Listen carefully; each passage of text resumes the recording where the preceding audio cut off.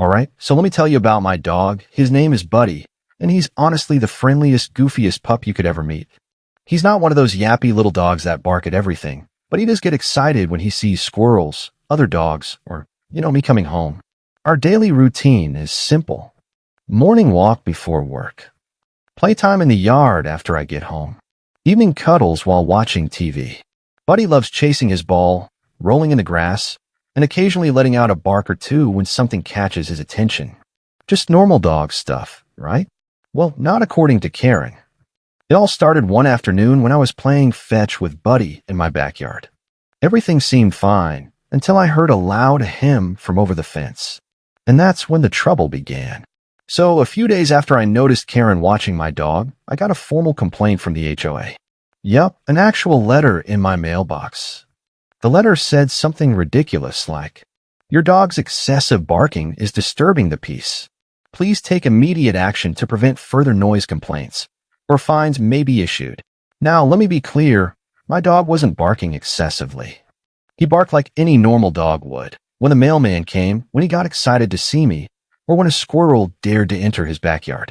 But Karen, she acted like he was holding a rock concert every night. At this point, I was annoyed but not surprised. I figured, okay, let me talk to her and clear this up before things escalate. But oh, if only it were that simple. Faced with steam from nose. So, being the reasonable person I am, I decided to talk to Karen directly. I figured maybe she just didn't like dogs, or maybe she was sensitive to noise. Either way, I wanted to smooth things over before it got out of hand. I walked over to her house and knocked on the door. When she opened it, she had this annoyed arms crossed stance like she was already ready for a fight. Hey Karen, I got this complaint about my dog barking, and I just wanted to check in. Is it really that bad? Karen, oh, absolutely. Your dog is constantly barking. It's ruining the peace and quiet of the neighborhood.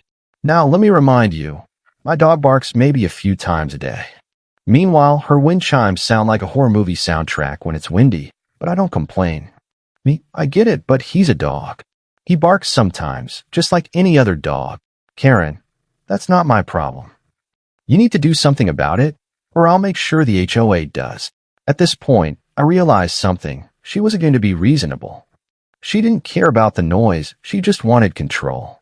And that's when I decided, if she wants to play games, I'll play too. Smiling face with horns. A few days later, I got a formal complaint from the HOA. Yep, Karen actually went through with her threat. The letter claimed that my dog was a nuisance to the community, and that I needed to either train him to stop barking or face fines. Now, let me be clear, my dog was not barking excessively. He barked when the mailman came, when squirrels ran across the yard, or when someone walked by. Like a normal dog. At this point, I was annoyed, but I figured I'd go to the HOA meeting and defend myself.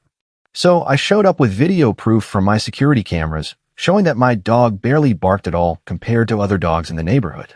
Karen, of course, was there, arms crossed, acting like the queen of the HOA. When I presented my evidence, she looked furious. But the HOA still said they'd review the case. That's when I knew Karen wasn't going to stop until she got her way. And that's when I came up with a genius plan. Smirking face. Just when I thought things couldn't get more ridiculous, I got a knock on my door. It was animal control. Karen had actually called them on me, claiming my dog was aggressive and dangerously loud, man-face palming. The officer was professional but looked a bit skeptical as he explained the complaint. I just shook my head and said, "You're not going to believe this, but my dog is literally the calmest pup on the block." To prove it, I invited him inside. My dog? He wagged his tail, sat politely, and waited for a belly rub. The officer laughed and said, "Yeah, this doesn't exactly scream dangerous animal to me." We went outside so he could observe my dog in the yard. And wouldn't you know it, Karen was peeking through her blinds, watching everything. The officer told me he'd write in his report that there was no issue here and that my dog was just being a dog. I thanked him, but inside I was fuming. Karen had crossed the line. It was one thing to complain to the HOA, but trying to get my dog in trouble with the city? Oh, she had no idea what was coming next. All right, so after animal control left, I knew I couldn't just let this slide. Karen was trying to mess with my dog, and that wasn't going to happen. So I did some digging. I pulled up our local noise ordinance laws, and you won't believe this. Dogs barking during the day weren't even a violation unless it was excessive and continuous. My dog, he barked maybe a couple times when he got excited, but that was it. Then I found something even better. I checked the HOA bylaws, and guess what? There was no rule against barking dogs, but there was a rule against filing false complaints. And Karen, she'd been racking up complaints against me and probably others. So I drafted up a little formal complaint of my own against her. I noted the false reports, harassment, and even potential defamation since she had called my dog dangerous. I even included the officer's statement that my dog was perfectly fine. The best part? HOA complaints go on record, meaning if Karen kept up her nonsense, she'd eventually face fines or even legal action. I hit send and sat back with a smirk. Game on, Karen. So a couple of days after I filed my complaint, I was outside enjoying my coffee when I saw Karen marching up my driveway. And when I say marching, I mean she looked like she was on a mission. She didn't even say hello, just shoved a piece of paper in my face and went, "What the hell is this?" I took the paper and surprise, it was a notice from the HOA about the formal complaint I had filed against her. She was fuming. "You think you can get me in trouble?" "I am the HOA," she snapped. She wasn't actually on the HOA board, but she acted like she ran the whole neighborhood. I just smiled and took a sip of my coffee before calmly saying, "Well, Karen, the HOA disagrees. And, making false complaints is against the rules. So I figured it was time someone held you accountable." She turned bright red, sputtered something about how I shouldn't have a vicious dog and this isn't over, then stormed back to her house. That's when I knew she wasn't going to back down. She was going to escalate. The next morning, I was barely out the door when my neighbor, Mike, called out, "Hey, did you hear? Karen went to the city about your dog." Oh boy, here we go. Apparently, she had filed a formal noise complaint with the city about my aggressive and dangerously loud dog. Mind you, my dog is the friendliest pup ever, and his barking is just normal dog behavior. But Karen being Karen didn't stop there. She went around to other neighbors, trying to get signatures to support her complaint. And guess what? No one signed it. Not even the other HOA busybodies wanted to be involved in her nonsense. Then came the best part. A couple of days later, a city inspector actually showed up to assess the noise complaint. I greeted him with a smile and said, "So, you're here about my vicious barking dog?" He kind of chuckled and said, "Yeah, but honestly, I've already gotten statements from your neighbors. They say it's just a normal dog barking." I invited him inside, and my dog, being the sweetheart that he is, ran up wagging his tail and licked the guy's hand. The inspector laughed. "Yeah, this doesn't exactly scream nuisance animal to me." After checking a few things and even measuring the decibel level of my dog's bark, which, by the way, was well below any violation threshold, he said, "Looks like Karen wasted everyone's time." And just like that, her complaint was thrown out. But Karen, oh no, she wasn't done. After her official complaint was dismissed, Karen's frustration seemed to reach new heights. It wasn't enough that she had lost at the city level. She wanted to take things into her own hands. A few days later, I was out in the front yard, playing fetch with my dog when I noticed Karen staring from across the street. She seemed to be acting suspiciously, walking slowly towards my front gate with a piece of large, thick rope in her hand. I'm no detective, but something didn't feel right. My dog started barking at her, and instead of turning away like usual, Karen actually moved closer to the fence, clearly determined to do something. I immediately walked over and asked, "Karen, what's going on?" She straightened up and tried to act casual. "Oh, nothing, just checking on your dog. I was thinking of maybe tying him up so he doesn't keep barking." I was stunned. "You can't be serious," I said. "Why on earth would you tie up my dog?" But she just shrugged, holding the rope with a weird, smug grin. "Well, your dog's barking has become a public nuisance, so I thought maybe it was time to make sure he stays quiet." At that point, I couldn't hold back my anger anymore. "This is my dog, Karen. You don't get to come onto my property and try to tie him up like some sort of wild animal." Realizing she couldn't get away with this, Karen tried to walk away, but I wasn't done. I grabbed my phone and snapped a few pictures of her with a rope. "Just so we have evidence," I muttered half to myself. But then something amazing happened. Karen had no idea that my neighbor, Mrs. Green, had seen the entire interaction from her window. Mrs. Green had been a bit of a gossip in the neighborhood, but she had a heart of gold when it came to standing up for what was right.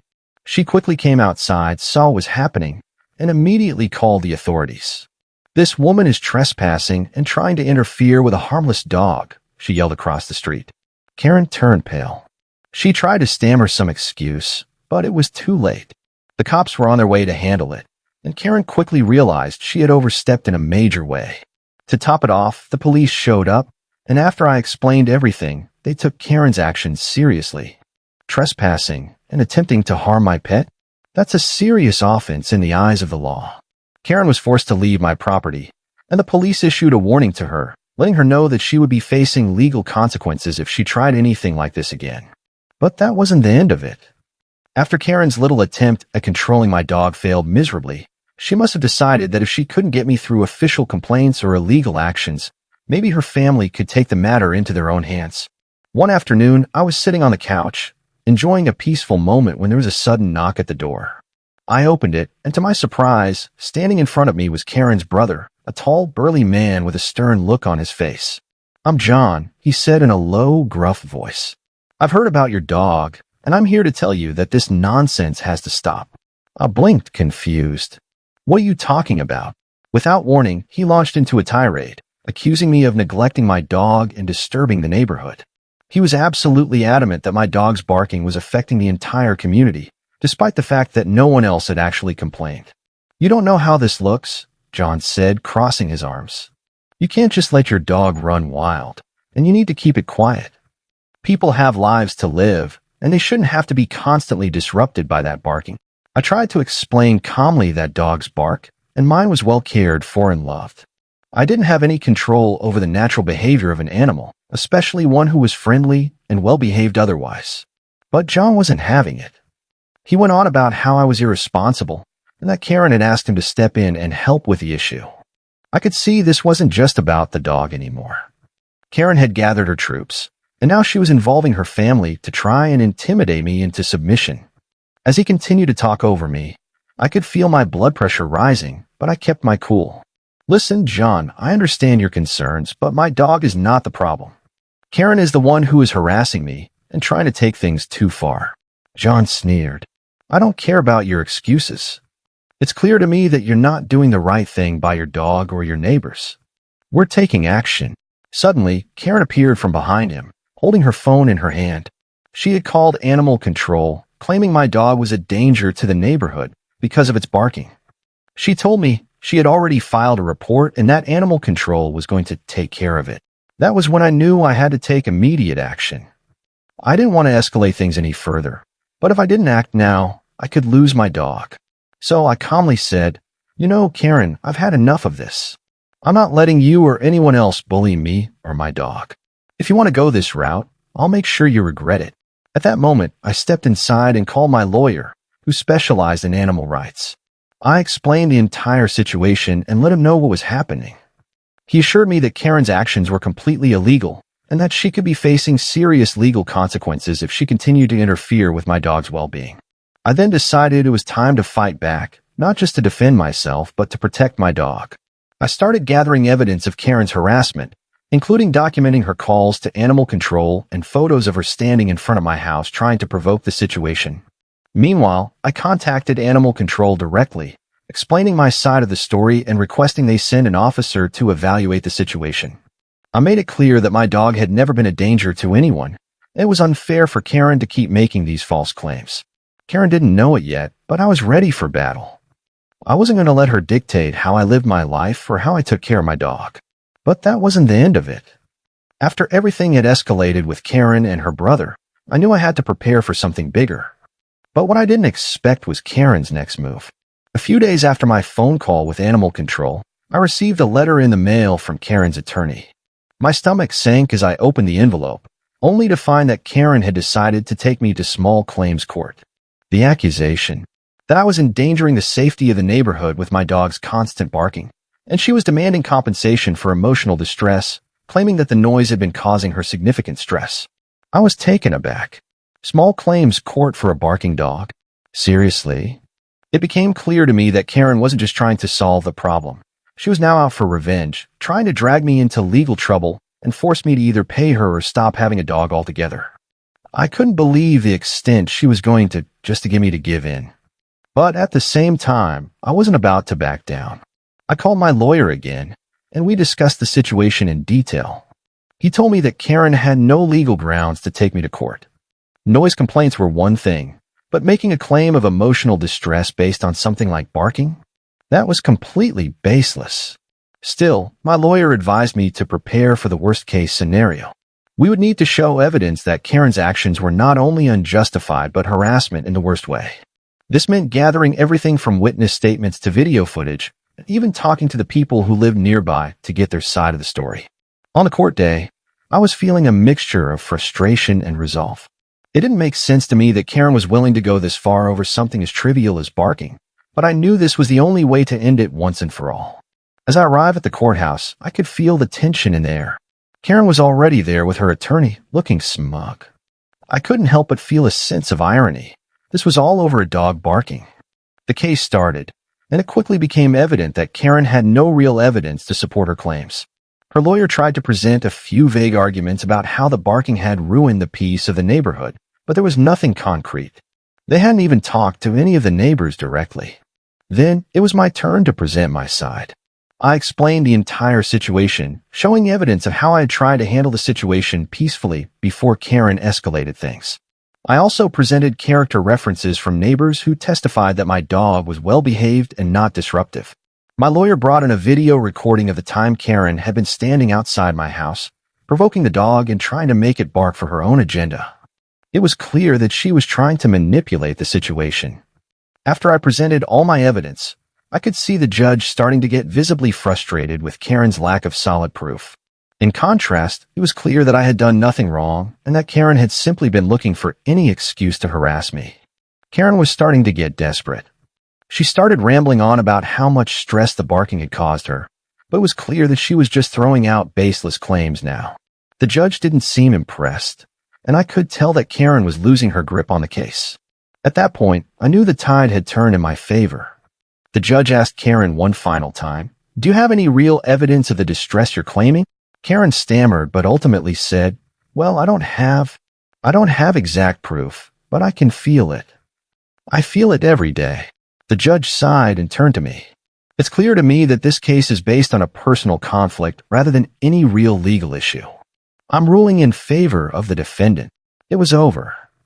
Karen's case had crumbled in court, and I had been vindicated.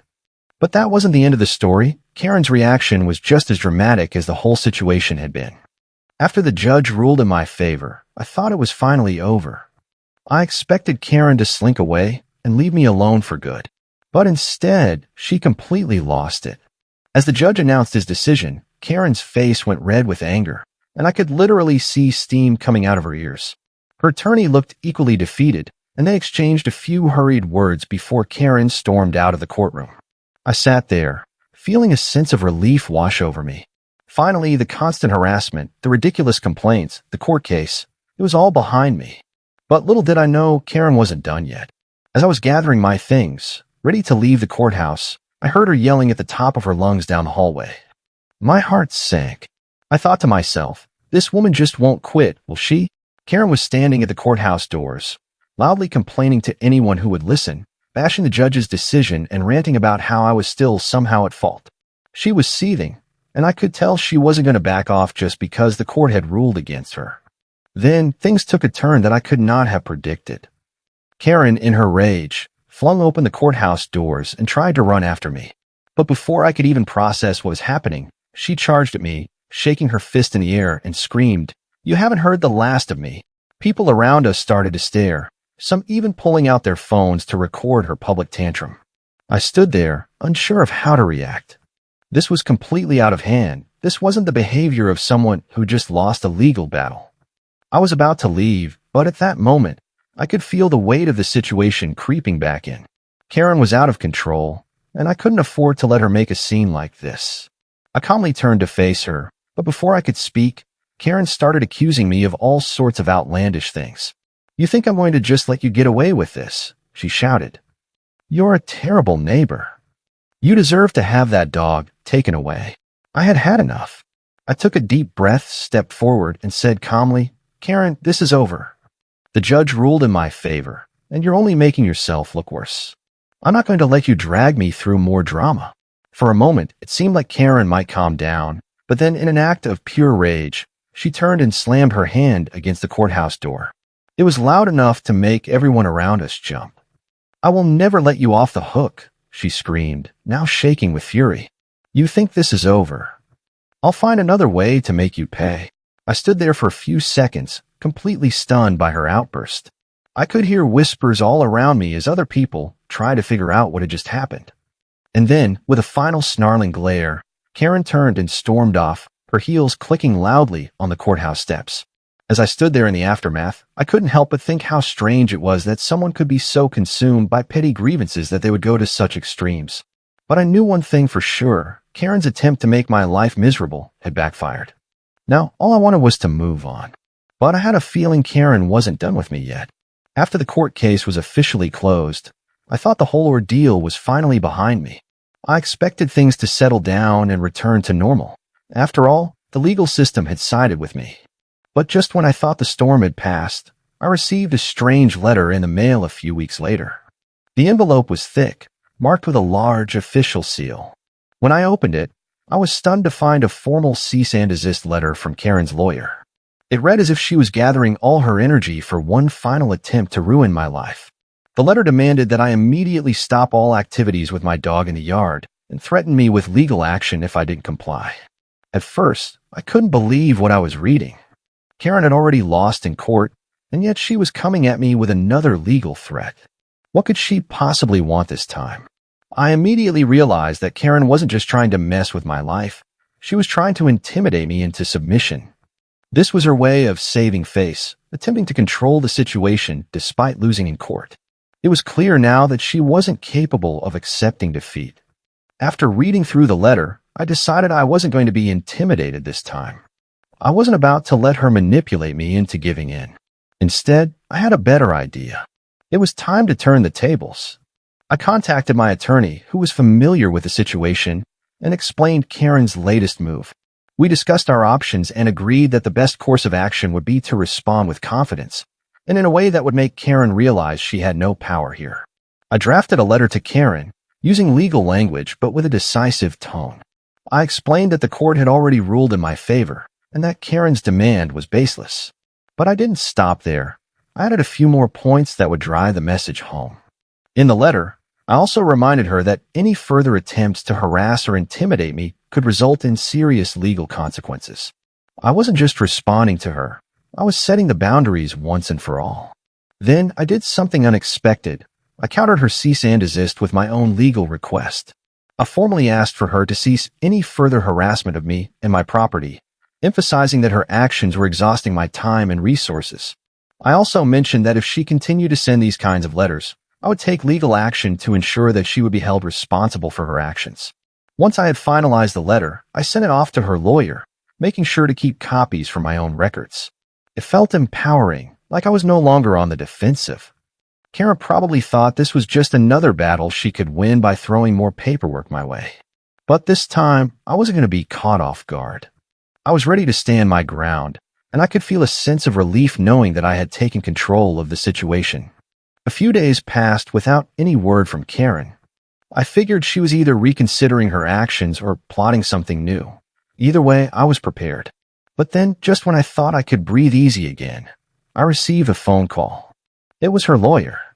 Karen's lawyer, sounding as though he'd just been handed an uncomfortable task, explained that Karen was willing to negotiate an agreement. He asked me what I was looking for in exchange for dropping the legal threats.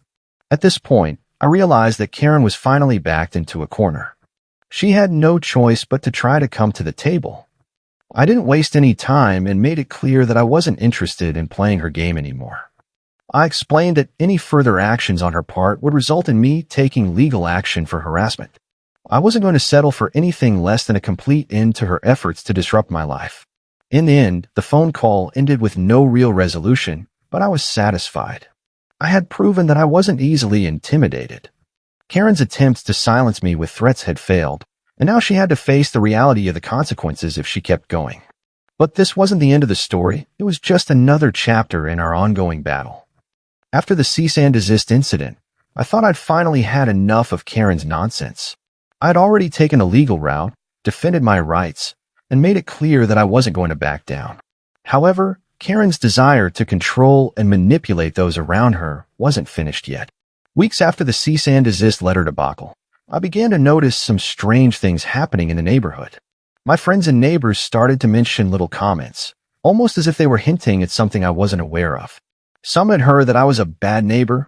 Others mentioned hearing things from Karen that didn't sound entirely truthful. At first, I ignored it, thinking it was just idle gossip. But as the weeks went by, I couldn't help but notice a pattern. Karen was spreading false information about me. She was telling people that I was an irresponsible dog owner, claiming that I didn't care about the neighborhood's rules, and painting a picture of me as a person who was difficult to live next to. I was shocked. Karen was now attacking my reputation behind my back, trying to turn the community against me. The whole situation was completely out of hand. I couldn't just stand by and let her smear my name.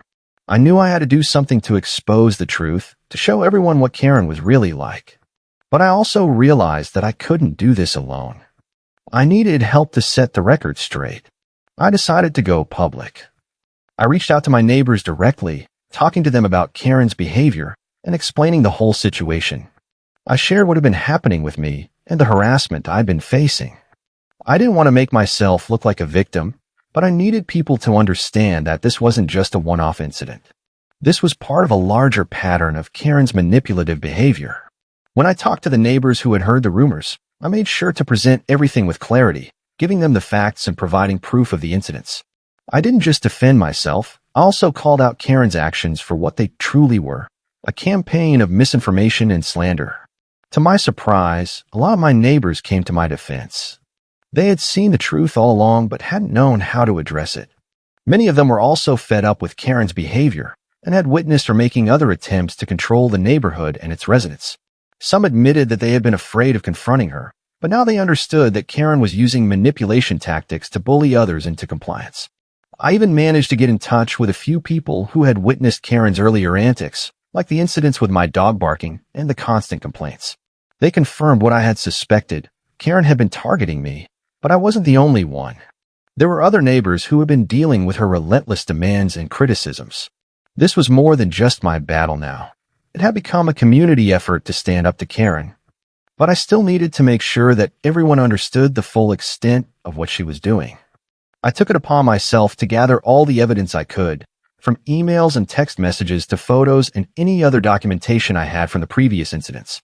I also compiled a detailed timeline of everything that had happened, showing how Karen had systematically harassed me for weeks, if not months.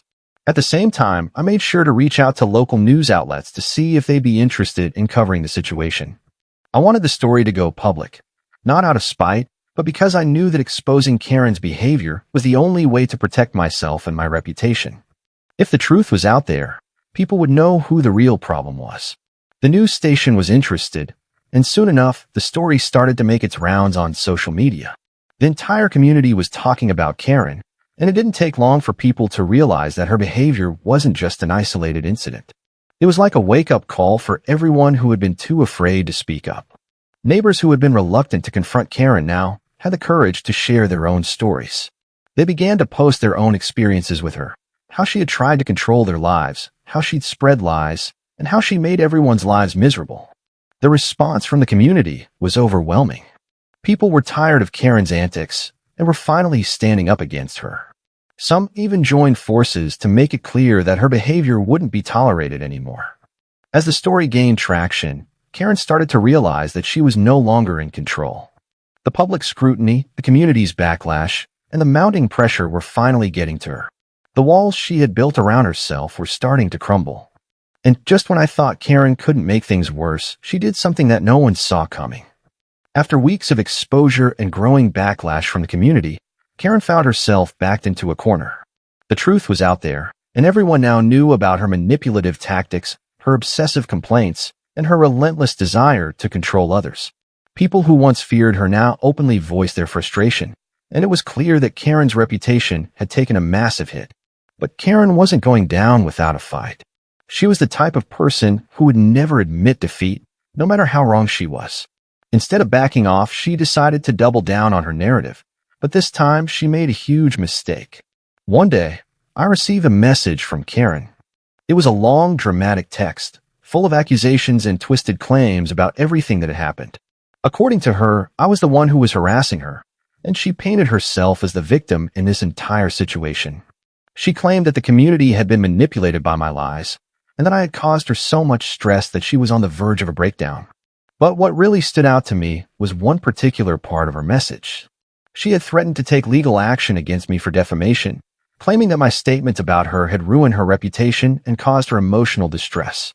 It seemed like she was trying to shift the blame onto me, even though all the facts were on my side. This was a last-ditch effort by Karen to make herself out to be the innocent victim and make me look like the villain. She was trying to use the legal system as a weapon to intimidate me into submission. And yet, this was the moment when Karen made her biggest mistake. Instead of backing off and letting things cool down, she had just given me the perfect opportunity to expose her further. The more she tried to attack me, the more it became clear that she was only digging herself into a deeper hole. I knew that this was going to require a response. If I didn't handle it carefully, she could turn the tables, and I might end up with legal trouble. But I wasn't going to back down, and I wasn't going to let her manipulate me into silence. I immediately consulted with a lawyer to make sure I had all my legal grounds covered. I didn't want to risk anything, and I wanted to make sure I responded properly to her threats. Thankfully, the lawyer confirmed that I had every right to stand by the truth and that her claims were unfounded. Once I had legal assurance, I knew it was time to hit back with the facts. But this time, I wasn't just going to defend myself. I had to expose Karen's attempt to manipulate the situation. So I did something that she never saw coming. I posted everything publicly. I shared Karen's threatening text on social media, showing exactly how she had tried to twist the narrative and shift the blame onto me. I made sure to also include all the evidence I had gathered, such as photos of her previous complaints, the timeline of events, and testimonies from my neighbors who had witnessed her actions firsthand. At this point, Karen's behavior had become so ridiculous that the community rallied around me even more. People were outraged by her audacity to not only spread lies, but also try to silence me with legal threats. My neighbors who had once been hesitant to speak up were now in full support of me, sharing their own stories about Karen's toxic behavior. As the story gained even more traction on social media, Karen's reputation began to crumble even further. The same people who had once been afraid of her now saw her for what she truly was, a manipulative bully who was desperate to control everyone around her. But Karen wasn't done. Her next move was truly shocking. After my public post exposing Karen's manipulation, I thought that this whole situation would finally come to an end. Surely, Karen would realize the depth of her mistake and back off, right? But as I was about to find out, I had underestimated her need to control every situation. Karen wasn't one to admit defeat, and she had no intention of letting go of her self-perceived power. As more people supported me, her behavior escalated. She took a dangerous leap and began spreading more lies about me to my employer. Her twisted message was that I was a troublemaker and that my actions were affecting the entire neighborhood's peace.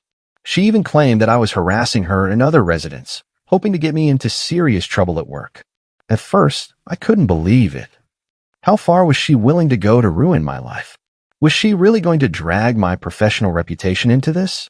This was the final straw, and I knew that I had to take a stand against her attempt to destroy my livelihood. I wasn't going to let her play these dirty games. I called my employer immediately, explaining the situation in full detail. I even provided them with evidence of Karen's harassment, including screenshots of her threats and a timeline of events. It was clear that her attempts to damage my reputation were baseless and malicious. My employer, thankfully, was supportive and immediately dismissed Karen's claims as nonsense. They even gave me the chance to take a few days off to regroup and focus on what to do next. This setback only fueled my determination, and I knew that I wasn't going to back down now. Karen was going too far, and it was time to hit her where it hurt the most, her reputation. I turned to social media once more. This time, I posted a detailed statement on Facebook and Instagram, explaining the entire situation, including the false accusations she had made to my workplace. I made sure to highlight the fact that Karen's behavior was not only affecting my personal life, but now trying to harm my professional life as well. I showed people the evidence of her lies, her harassment, her ongoing attempts to control everyone around her. As the post went viral, more and more of the neighborhood residents and even people from other areas started speaking out. They shared their own stories of how Karen had tried to manipulate and control them, whether it was complaining about their dogs, trying to stop them from hosting parties, or demanding that they cut down trees and make other unreasonable changes to their properties. It became clear that Karen wasn't just an isolated incident.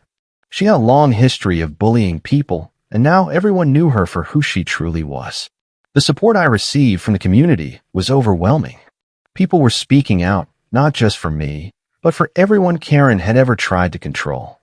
This was bigger than just me. It was about standing up to a toxic individual who had tried to destroy people's lives for her own gain. But Karen's desperation hadn't peaked yet. As more people supported me and exposed her manipulations, she began to lose control. In an act of final desperation, Karen decided to do something truly extreme. She attempted to sabotage the entire neighborhood's peace by creating chaos at a community meeting. At the next Homeowners Association HOA meeting, Karen showed up with a stack of false claims against several neighbors, all in an effort to shift attention away from her actions. She claimed that people were violating HOA rules left and right, attempting to stir the pot and divide the community. But the room wasn't having it. When Karen stood up to speak, the atmosphere was charged. Instead of the usual fear or passive silence, the room was filled with outrage. Karen tried to present her complaints, but this time, people weren't afraid to call her out. Neighbors who had previously been hesitant began speaking up, exposing Karen's lies and manipulation. One of my neighbors stood up and publicly asked, "Karen, how many times have you tried to control everyone in this neighborhood? How many people have you tried to ruin just because you didn't like something?" The room erupted in applause, and Karen was left speechless. The truth was out, and she was no longer the powerful figure she once was. In the end, Karen's behavior backfired spectacularly. She had destroyed her own reputation in the community, lost her credibility, and completely isolated herself. No one wanted to have anything to do with her anymore. It was a bittersweet victory. While Karen's actions had been incredibly damaging, seeing her finally face the consequences of her attempts to control everyone around her was a relief. I had taken a stand, not just for myself, but for everyone who had suffered under her reign of manipulation. As for Karen, she eventually left the neighborhood, unable to maintain the toxic environment she had once thrived in.